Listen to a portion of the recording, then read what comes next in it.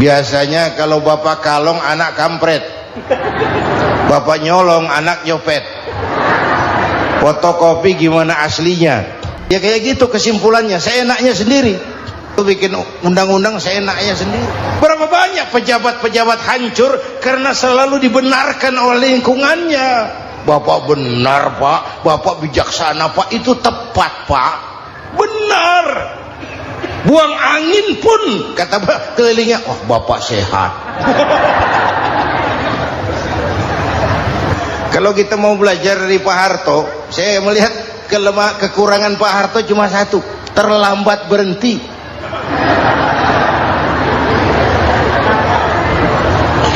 Terlambat berhenti. Di sekelilinginya banyak tukang-tukang jilat, tukang-tukang semir. Pak, kalau tidak ada bapak kami bagaimana pak? Kita harus hijrah mental sekarang ini. Maka yang disampaikan tadi benar. Seorang ketua MK siap mengundurkan diri kalau terbukti anak buahnya terlibat suap. Itu walaupun siap, tapi sudah angin segar buat rakyat bahwa masih ada banyak insya Allah pejabat kita yang punya harga diri. Walaupun ada juga pejabat kita yang muka tembok, kulit badak, kuping kebo. Muka tembok, kulit badak, kuping kebo. Biasanya kalau kereta api tabrakan di negara-negara maju, menteri perhubungannya mundur. Di kita petugas palang pintu dipecat. Jauh sekali menteri sama petugas palang pintu. Benar diadili yang krocok-krocok, kopral-kopral itu. Padahal hadisnya jelas, ar-rashi wal murtashi finnar, yang nyuap dan yang nerima suap dua-duanya neraka. Kasus potret belakangan ini, yang nerima suap yang diuber, yang nyuap aman, yang nyuap aman, yang korupsi pajak dikecil-kecilin, yang ngemplang pajak aman, padahal ngemplang pajaknya triliunan, padahal dia sudah dikasih fasilitas oleh negara mengelola sumber daya alam negara yang artinya milik rakyat. Dia harus bayar pajak, uang pajaknya dikumpulkan bagi sebesar-besar kemakmuran rakyat. Itu tindakan merugikan rakyat. Karena itu betul, saya setuju, hijrah qalbi yang perlu kita lakukan sekarang. Hijrah hati. Kita ini bangsa Indonesia, seperti timnas. Timnas sekarang anak-anak muda sudah berani pakai baju PSSI. Iya. Kenapa? Menang. Coba kalau kalah terus, nanti menang. Tapi bangsa Indonesia itu memang seperti timnas, namanya kesebelasan, 11 orang. Walaupun ada pemain bintang, ya ada presiden, gubernur, menteri, itu bintang-bintang. Tapi bintang baru ada artinya kalau dibantu 10 pemain yang lain. Cristiano Ronaldo, siapa itu? Penyerang tengah Real Madrid, bintang. Lionel Messi, siapa lagi itu? Barcelona, bercelana.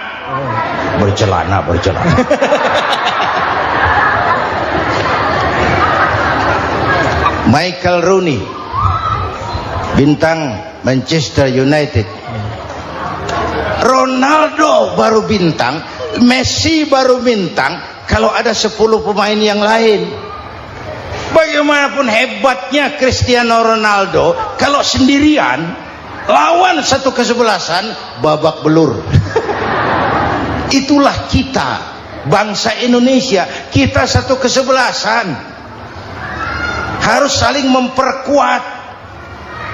Ada bangsa kita ini yang jadi jaksa, ada yang jadi hakim, ada yang jadi polisi. Itu posisi penyerang tengah, kiri luar, kanan dalam, back, striker, kiper, posisi. Tapi sadar kita satu kesebelasan, Bung. Jangan bikin gol ke gawang sendiri. Kalau punya bola bagus, operan dong sama temannya. Yang bisa menciptakan gol, operan. Ada yang jadi pengusaha besar, bagus boleh. Punya untung besar, operan.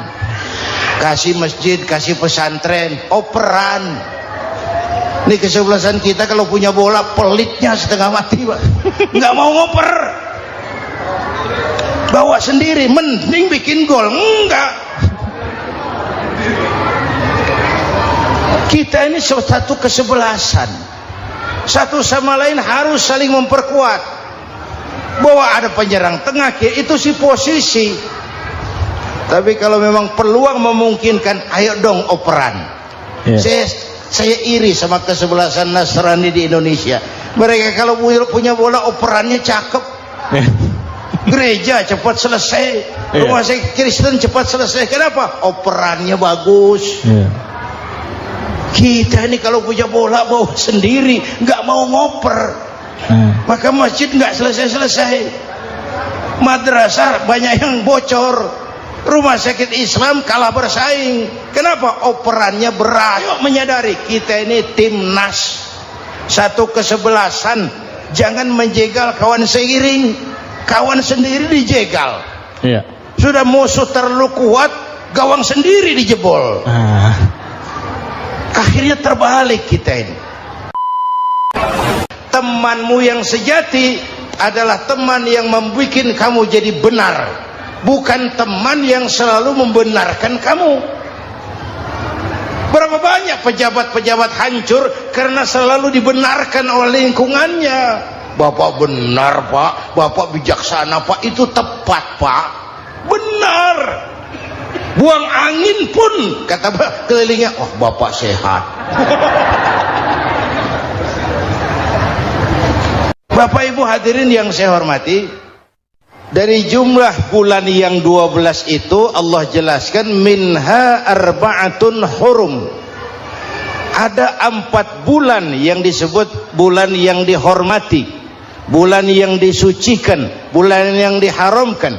4. 3 bergandengan, 1 agak terpisah. Yang bergandengan itu Rajab, Sya'ban, Ramadan. Yang agak terpisah itu Muharram. Ini 4 bulan yang dihormati, disebut Ashhurul Hurum. Saudara-saudara, Muharram ini salah satu dari 4 bulan yang istimewa. Kenapa? Banyak peristiwa besar yang terjadi di bulan Muharram. Hampir semua nabi dan rasul berkaitan dengan Muharram ini. Hampir semua nabi dan rasul. Kita akan kutip beberapa saja dalam konteks kekinian. Pertama, Allah menerima taubatnya Nabi Adam pada hari ke-10 bulan Muharram. Adam itu bapak moyang kita. Dosanya 1, makan buah khuldi, dikeluarkan dari surga. Kita dosanya banyak, kepengen masuk, nggak nyambung. Hai Adam, dari tidak ada kamu saya adakan. Saya perintahkan tinggal di surga. Merasa sepi sendirian, saya ciptakan Siti Hawa supaya kamu tenang. Kamu boleh nikmati semuanya. Ini boleh, itu boleh, ini boleh, itu boleh. Makan, makanlah yang kau mau. Minum, minumlah yang kau suka. Pakai, pakailah yang kau senang. Satu yang saya minta, jangan dekati pohon khuldi. Itu kau tidak sanggup, keluar. Diusir dari surga. Sujud Nabi Adam, kata riwayat 40 tahun sujud, membaca Rabbana zalamna anfusana wa illam taghfir lana wa tarhamna lanakunanna minal. Itu namanya istighfarnya Nabi Adam. Istighfar itu kan mengucapkan astagfirullah, basmalah, membaca bismillah. Jangan kayak teman saya, disuruh banyak-banyak baca istighfar, benar-benar dia baca istighfar, istighfar, istighfar. Bukan itu maksudnya.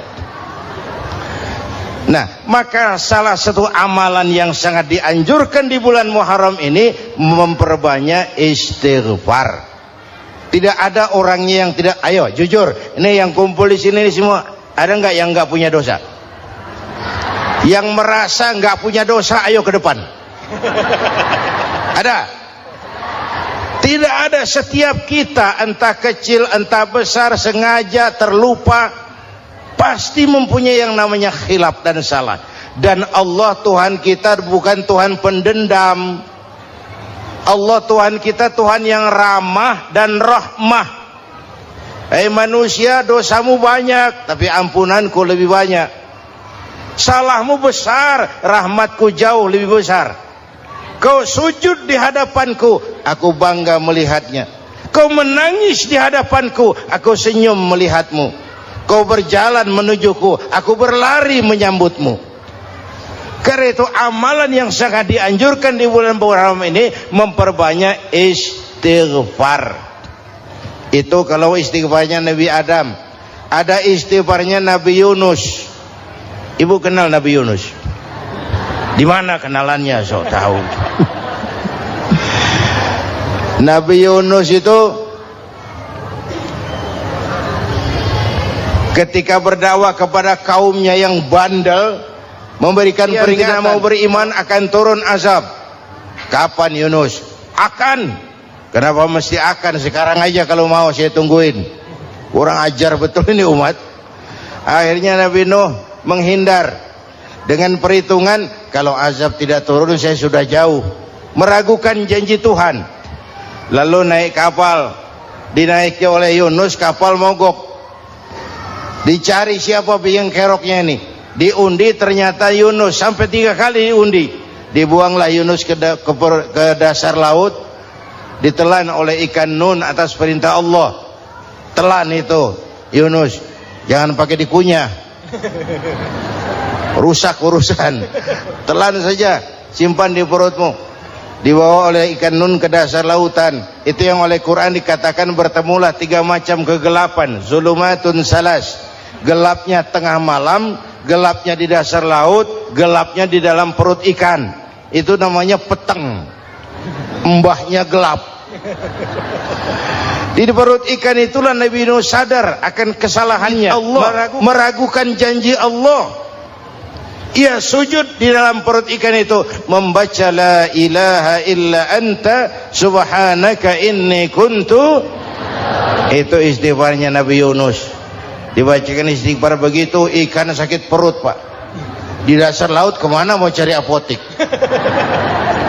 Dia naik ke permukaan, memuntahkan isi perutnya. Nabi Yunus keluar dengan selamat. Itu pun terjadi pada hari ke-10 bulan Muharram. Istighfar intinya itu. Itu amalan utama bulan Muharram, memperbanyak istighfar.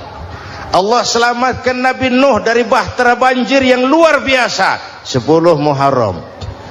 Allah selamatkan Nabi Ibrahim dari pembakaran Raja Namruz 10 Muharram. Setelah Nabi Ibrahim itu menghancurkan berhala-berhala, Abrahat pulang mau ibadah, lihat Tuhannya berantakan, marah besar. Siapa yang menghancurkan Tuhan-Tuhan kita ini? Ada yang lapor, kami lihat Ibrahim. Tangkap. Belum ada bukti, tangkap dulu yang penting, bukti belakangan. Tangkap.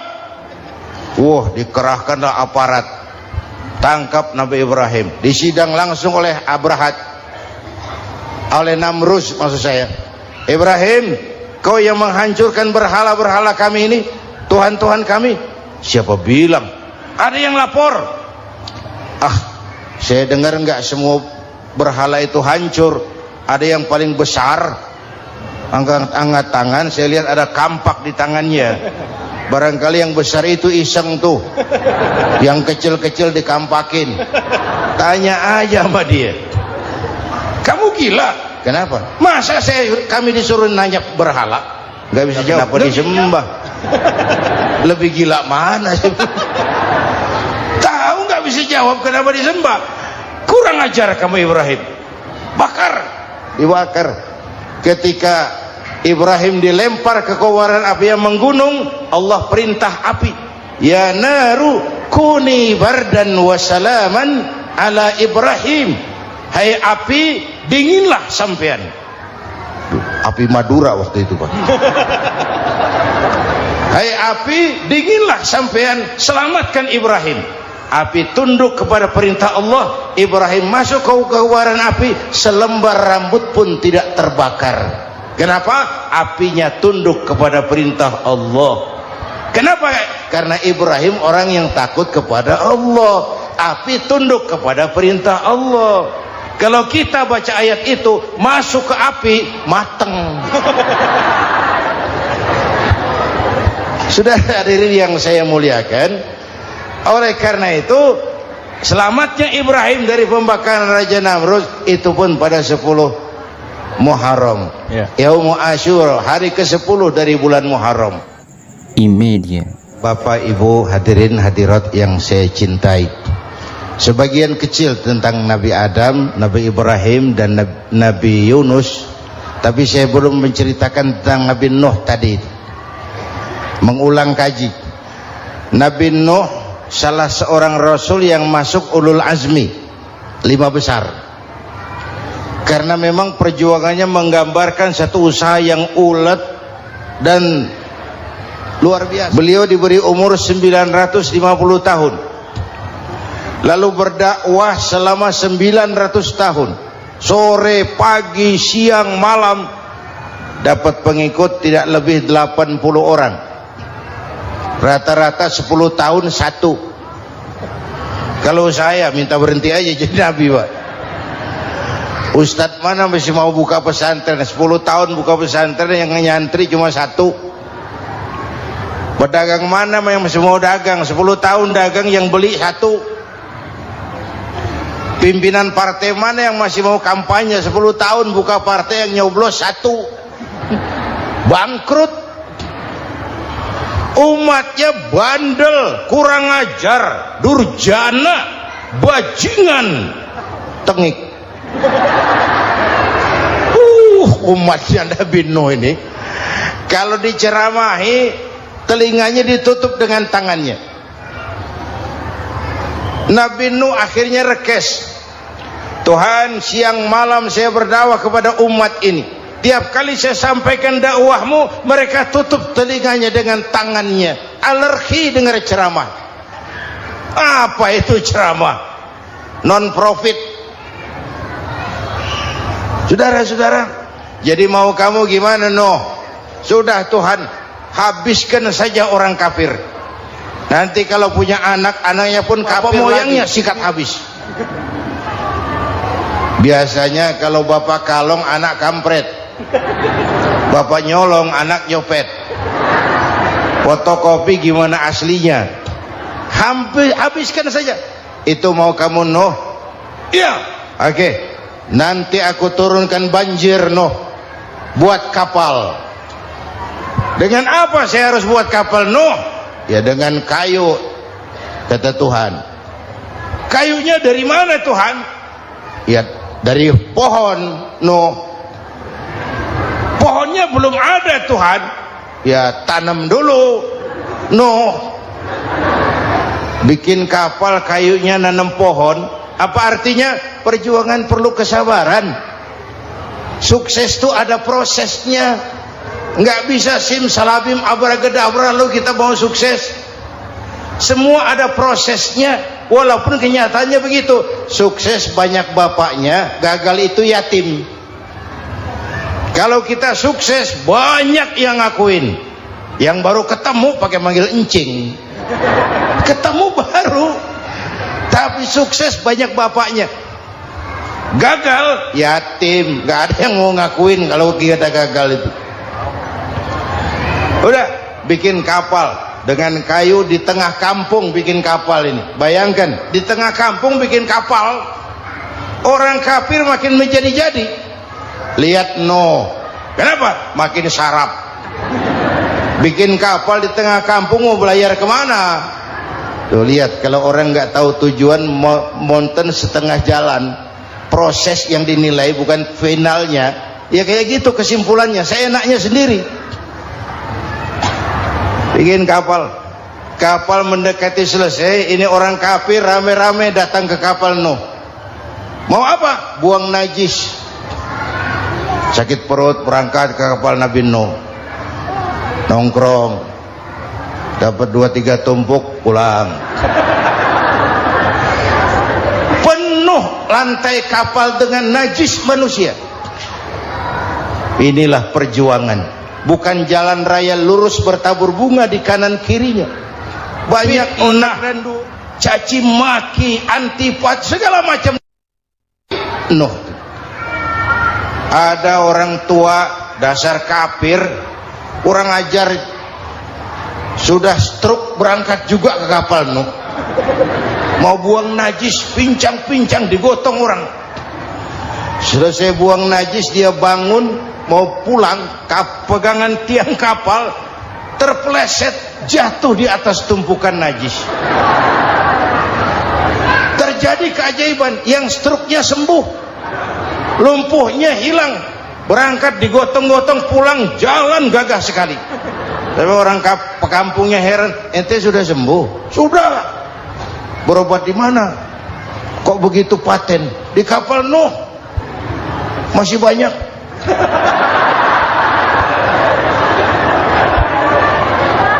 Yang berasa perlu obat bawa rantang, ambil, bersih lagi geladak kapal itu. Sudah selesai Nuh? Selesai. Oke, kau orang yang beriman bersamamu, binatang serba sepasang, naik Nabi Nuh, naik orang beriman sepasang. Ini cikal bakal penyelamatan manusia, Pak. Naiklah orang beriman, sudah naik semua, Nabi Nuh kontrol. Ini contoh buat kita, kontrol. Sudah naik semua teman-teman, sudah.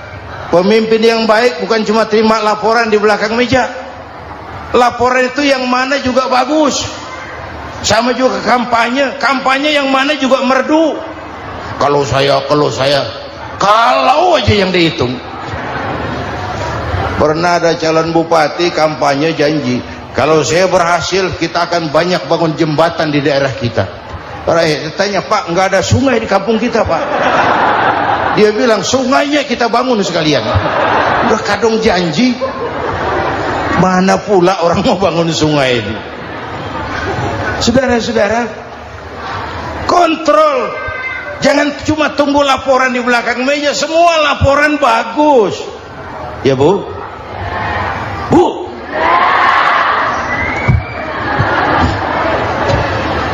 Nabi Nuh kontrol. Sudah naik semua? Sudah Nuh. Pulan bin Pulan naik. Naik Nuh. Paimin bin Tukijo. Naik. Kami lihat naik. Ada orang Jawa juga kayaknya. Ada. Sudah kontrol. Kanan anak saya ikut nggak naik kapal? Kami tidak lihat itu Nuh. Kanan. Ini potret. Bapaknya aktif ke masjid, ibunya rajin ke majelis taklim, anaknya keleleran kemana-mana. Bukan di sini, di Prancis. Udah di sini insya Allah sama.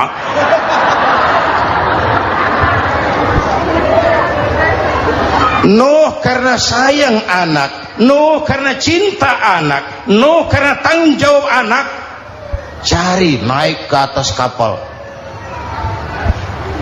Lihat Kanaan, anak saya, nggak lihat Nuh. Turun ke ruang bawah, periksa lagi. Mang, ayah Kanaan di dia. Jamaah Tasik ini rupanya di dalam. Tuh ayah Mang. Ayah ke mana ya budak ini? Turun ke bawah Kanaan tuh. Orang nano raketok. Rombongan Jawa Tengah. Naik ke atas buritan. Dari buritan kelihatan ternyata Kanaan tidak ikut naik kapal, kumpul di darat bersama orang kafir. Ini potret kita sekarang. Kumpul sama orang kafir, hanyut anak-anak kita, ditelan budayanya orang kafir. ditelan tradisinya orang kafir, ditelan pergaulannya orang kafir. Nuh karena sayang anak dari atas manggil, dalam Quran dijelaskan itu. Karena Nabi Nuh di atas, Kan'an di bawah, teriak, ya bunayyar kam ma'ana. Begitu dalam Quran ayatnya. Cuma bang ini pakai gaya memanggil supaya kelihatan kegambar, kira-kira Nuh manggilnya begitu. Ini namanya gaya dakwah, Pak. Kalau ceritanya datar nggak menarik. Maka Nuh memanggil Kan'an, ya bunayyar kam ma'ana. Kata yang dengar, ini gaya orang manggil, ya bunayyar kam ma'ana. Kan'an, kesini nak, naik kapal sama papi. Kan'an di bawah itu kata, enggak mau papi, John di sini saja. Kata Nuh, jangan nak, Allah sedang murka, akan turun banjir. Kalau datang banjir papi, sa'awi ila jabalin ya'simuni minal ma', saya akan naik ke gunung tinggi yang bisa menyelamatkan saya dari banjir. Kan'an naik ke gunung, gunung dihantam banjir, Kan'an mati sampai sekarang.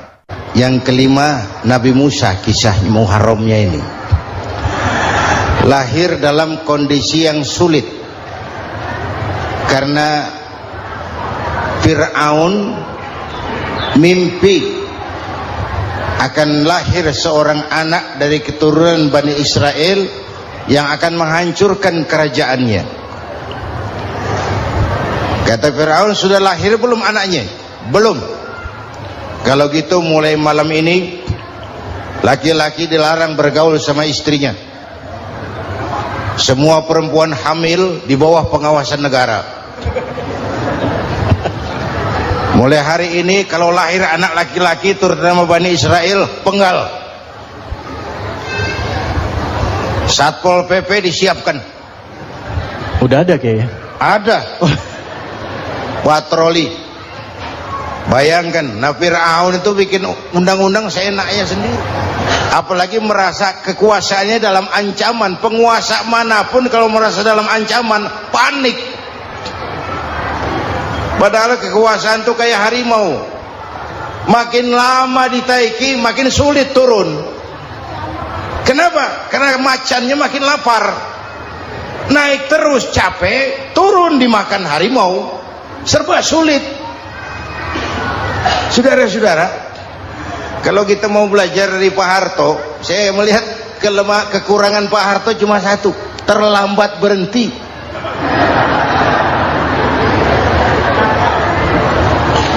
Terlambat berhenti.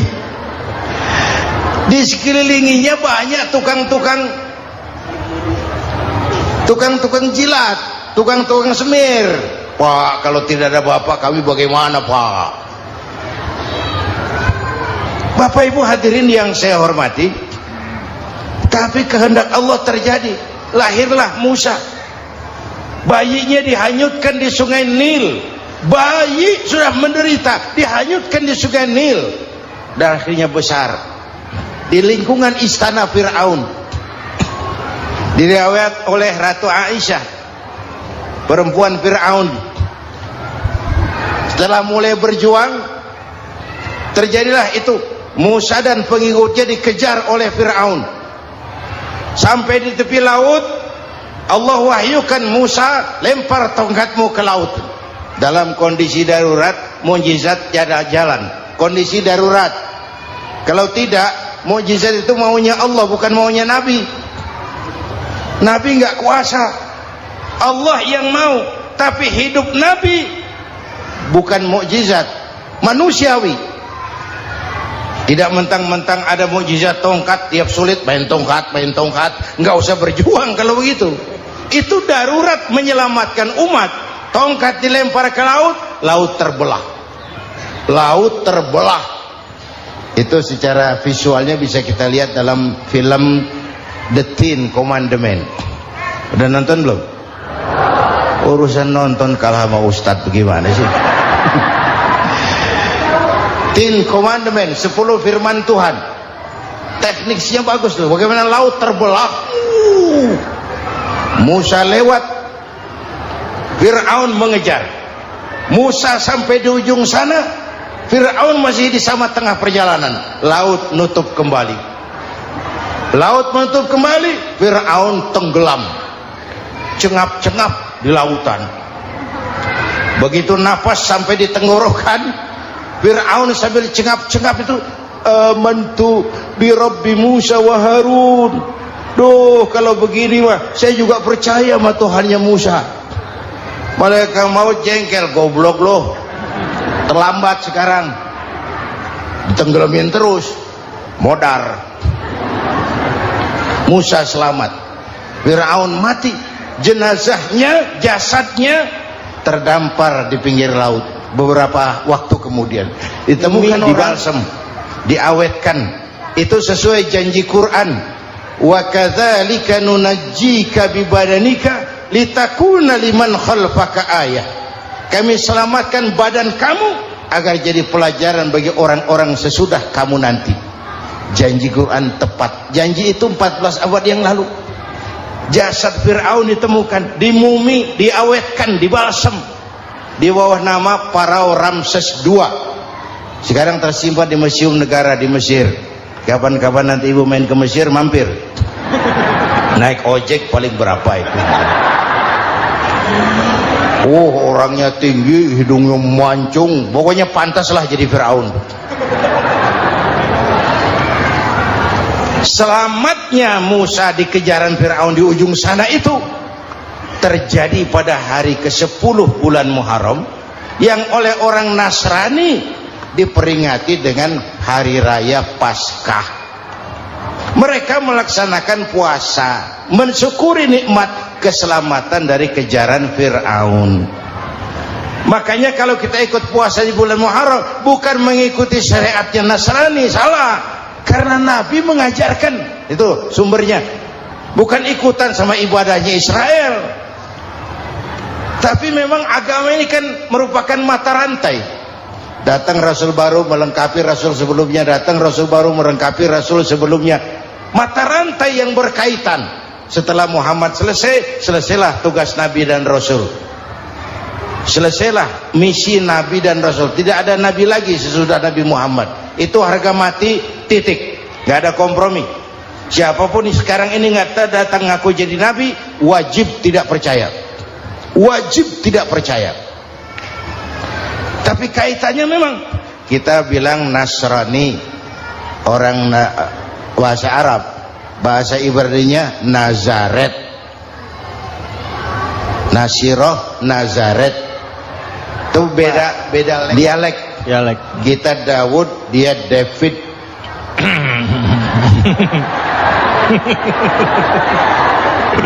Ibrani. Kita Ali, dia Alek. Iman, dia Solomon. Kita Camat, dia Comot. Ini yang ngomong ini comot sembarang. Media. Bapak dan Ibu jamaah yang saya cintai, pertanyaan pertama, hijrah qalbiyah. Ada hijrah badaniyah, hijrah fisik yang dilakukan Nabi dan sahabat dari Mekah ke Madinah. Itu hijrah badaniyah. Ada hijrah qalbiyah, hijrah hati. Dan ini yang kita perlukan sekarang. Karena refleksinya akan membias kepada alur kehidupan. Kalau hati kita mau berhijrah, fisik akan ngikuti. Hijrah dari tempat, dari malas ibadah menjadi rajin ibadah. Hijrah dari maksiat kepada yang ma'ruf, dari berpecah belah menjadi bersatu. Hijrah seperti itu yang sangat kita perlukan. Apalagi masyarakat ini paternalistik.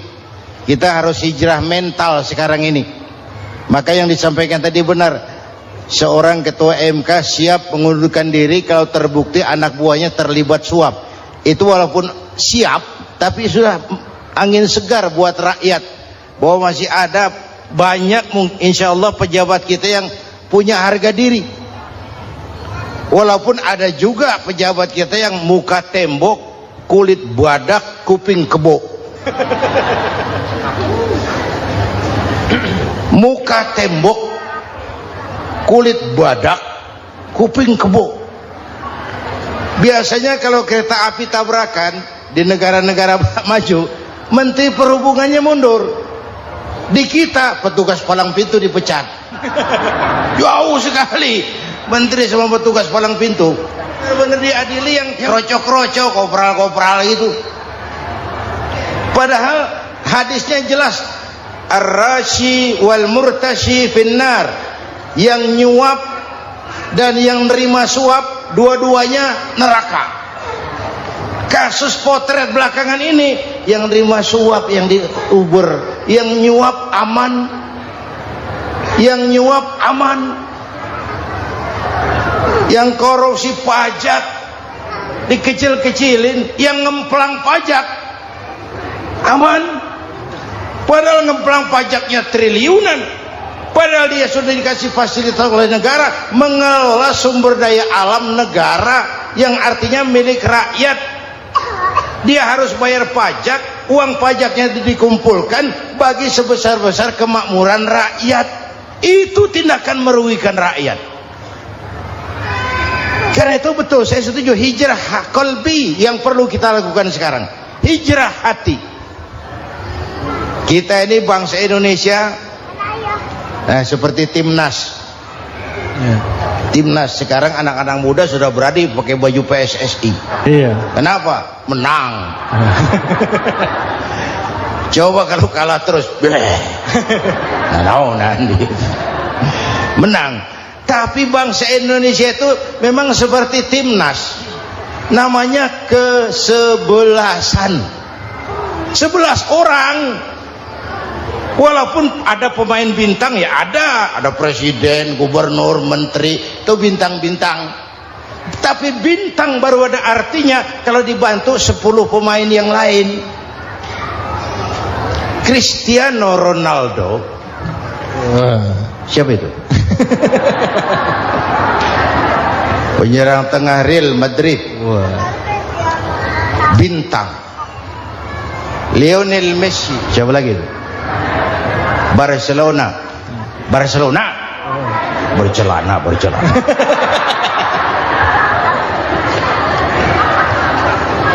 Michael Rooney, bintang Manchester United.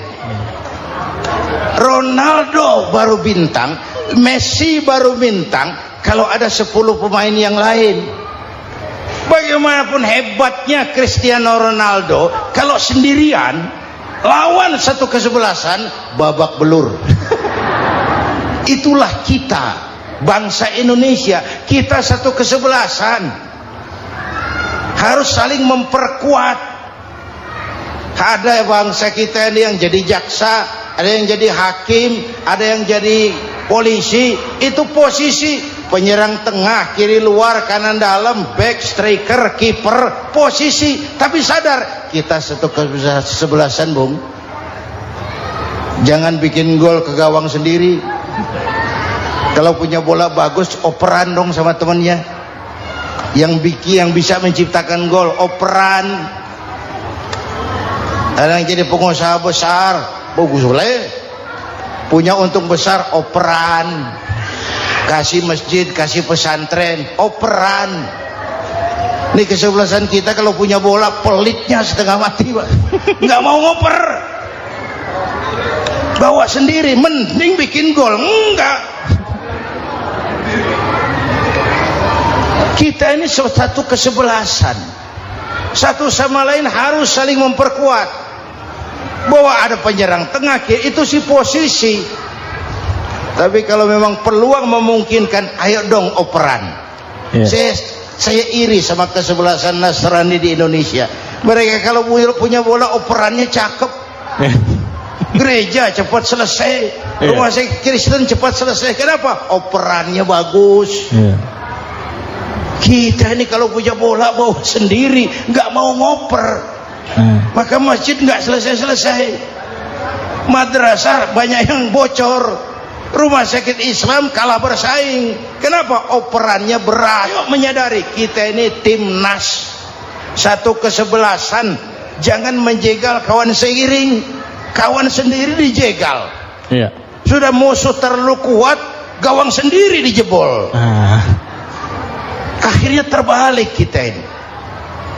Ujian terberat telah diberikan Allah kepada para anbiya, Iya. kemudian para aulia, kemudian para ulama. Summal amsal fal amsal, ke bawah dan ke bawah, diuji setiap orang menurut kekuatannya berpegang kepada agama. Iya. Kalau karena anak Melayu bilang, kalau takut dengan ombak, jangan berumah di tepi pantai. Iya. Kalau takut diterjang ombak, jangan berumah di tepi pantai. Kata ibu tadi, mau jadi pohon tinggi harus berani ketiup angin. Makin tinggi pohonnya, makin keras anginnya. Takut angin, jangan jadi pohon tinggi, jadilah rumput. Iya. Enggak ditiup angin, tapi diinjak kebo. Apa yang enggak ada resikonya? Iya. Apa yang enggak ada resikonya? Semua nabi ada yang dihantam kekuasaan yang arogansi. Ibrahim berhadapan dengan Abrahat, Namrud. Musa berhadapan dengan Fir'aun. Ada yang diuji dengan berhadapan umat yang sangat kurang ajar. Ada yang diuji dengan gosip yang dahsyat. Digosipi sama Zulaikha itu. Nabi Yusuf. Nabi Yusuf.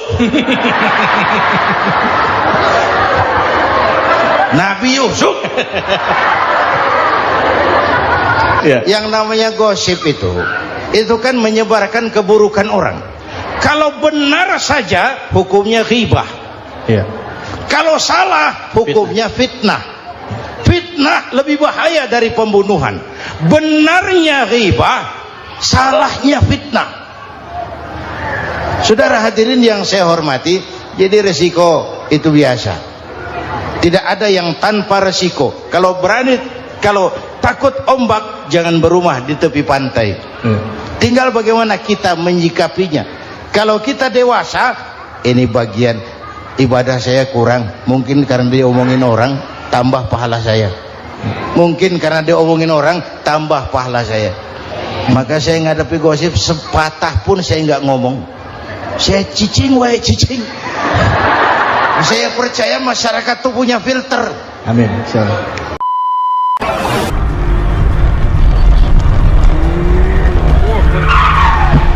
Ох, нихуя!